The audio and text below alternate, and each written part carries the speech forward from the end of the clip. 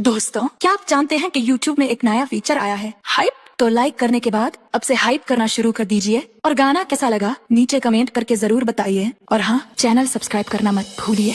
और रही बात आपका गाना सुनने की, तो देखिए हम हर किसी का गाना तो नहीं सुना करते, इसलिए हम जा रहे हैं।